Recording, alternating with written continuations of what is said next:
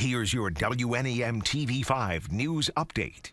Good evening, everyone. I'm Meg McLeod. Here's a quick look at some of our stories tonight. A man facing charges after state police say a man was assaulted inside his home. Troopers responded on New Year's Day to the Tamath Township home on Moorish Road. A 65-year-old man was attacked inside his home and suffered life-threatening injuries. He remains hospitalized. Police say an acquaintance of the man, 37-year-old Keith William Rex of Vassar, was charged with assault with intent to do great bodily harm. The investigation is ongoing. A garage fire in Bay City killed 2 dogs. The Department of Public Safety says crews responded to the home on North Dean Street yesterday afternoon around 2:30. Officials say the fire was fully involved in a detached garage, and despite an attempt to put out the flames, 2 dogs died. The cause is under investigation. A local man bought a $1 million scratch-off after a trip to the grocery store.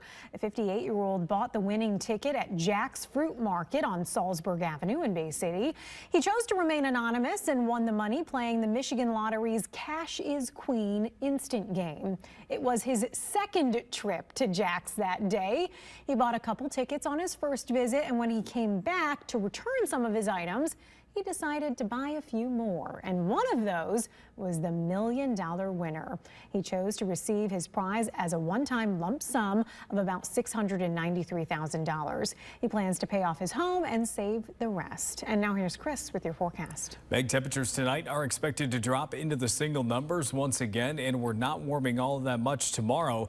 Looks like another day spent with highs in the teens. Now, as far as the wind chills go, those will remain on the cold side. It looks like between 0 and 15 below tomorrow morning, potentially as low as 20 below at times. But it looks like we do come up at least a little bit for the afternoon. Not a ton. Most of the time we're still below 0, but at least not as cold as some of those values from the morning. We do have wind chill advisories in place starting at 7 p.m. tonight and lasting through noon tomorrow. It's only our southeastern areas for now, but keep in mind, advisory or not, it will be cold everywhere. So please take precautions at the bus stops tomorrow morning with your students. Long-range temperature outlook shows that January 22nd through the 26th looks a lot better for temperatures that finally come up above freezing a bit.